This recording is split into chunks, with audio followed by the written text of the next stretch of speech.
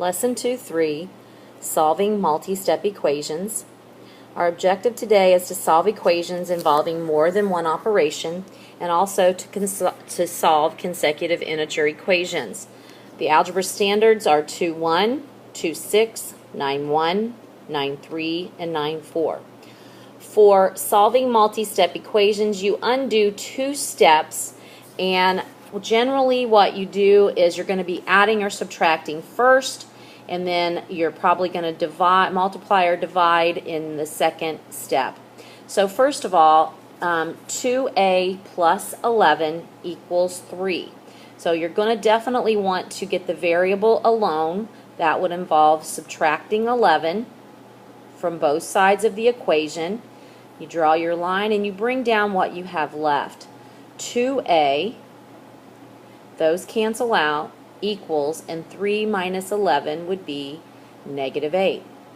The last step would be dividing both sides by 2, and a would equal negative 4. Make sure you answer just like that. Okay, next, b. Negative 3 equals 2 plus a over 11. So just because the variable's on the right, there's nothing different about that. That's fine. You want to get the variable term alone. So I would subtract 2, and negative 3 minus 2 would be negative 5, and you'd be left with a over 11. And that means division. So you undo division by multiplying both sides by 11. Your 11s would cancel out because this is like 11 over 1 over here. So that would cancel. You're left with a, and then on the left, 11 times negative 5 would be negative 55. A is negative 55. All right, now we're going to do a problem that has a fraction in front of your variable, and I'm going to tell you right now, over here on the right, multiply by a reciprocal to get rid of a fraction. That will make your life so much simpler. So you leave your x term, 3/2 x alone. You're going to add 8, and 3/2 x equals 19. Now multiply by the reciprocal. So the reciprocal of 3/2, that means you would flip that over and make it 2/3.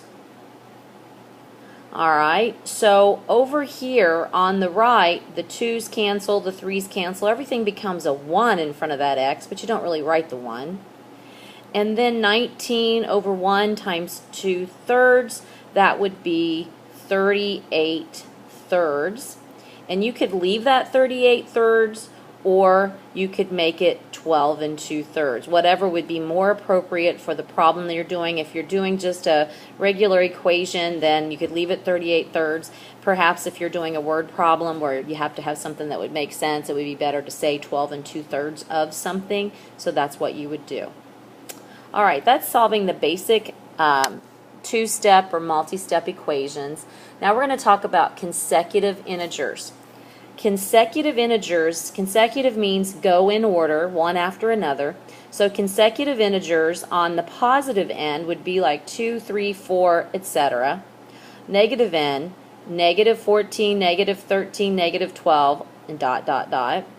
And either way, for consecutive integers, if the first one is n, the second one would be n plus 1. The next one would be n plus 2, and so on. That would be consecutive. Now consecutive even or consecutive odd, they kind of go in the same process. They skip 1, 10, 12, 14. So if n were 10, 2 away from that, n plus 2 would be 12. 4 away from that would be 14. You have to add 2 on.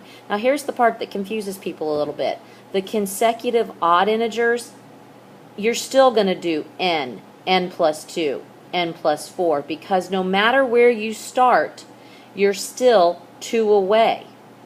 So that's why you're still going to do n plus 2, n plus 4 consecutive even or consecutive odd.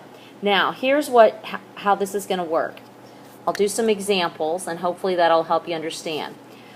Find 3 consecutive integers whose sum is negative 36. Since I'm going to talk about 3 consecutive integers, I'm going to do this. There's the first one. I better make sure I get my pen marker back on. There we go. My first one. There's the second one. And there's the third one. These are consecutive, so in a row. So if my first one is n, the very next one would be n plus 1, and the one after that would be n plus 2. 3 consecutive integers whose sum is negative 36, so that means you need to add all those up. N plus 1 plus n plus 2, that equals negative 36. So now we have to combine like terms, so n plus n plus n, that would make it 3n, and 1 plus 2 would be plus 3. That equals negative 36. And now we're doing two-step equation, or multi-step equation to solve. Subtract 3. 3n equals, and if I'm already 36 in the hole and I go back 3 more, negative 39. And finally divide by 3. N would be negative 13. So my first one would be negative 13. The next one, if I add 1, would be negative 12.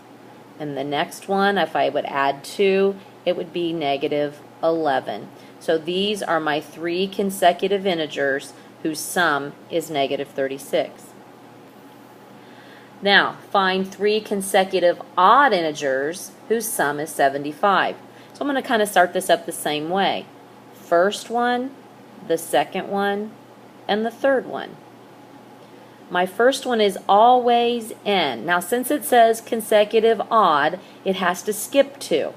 So n plus 2.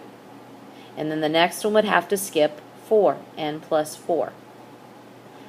It's talking about the sum being 75. So we need to say n plus 2 plus n plus 4 equals 75. Combine like terms. N plus n, 3n. 2 plus 4, 6 equals 75. We apply our two-step equation, subtract 6. 3n equals 69. Divide by 3, and n would then be the odd integer 23. So my first one would be 23. 2 past that would be 25. And 2 more past that would be 27. So my 3 consecutive odd integers, 23, 25, 27. And now you're going to try some on your own. So you would do practice 2, 3. Practice 2, 3.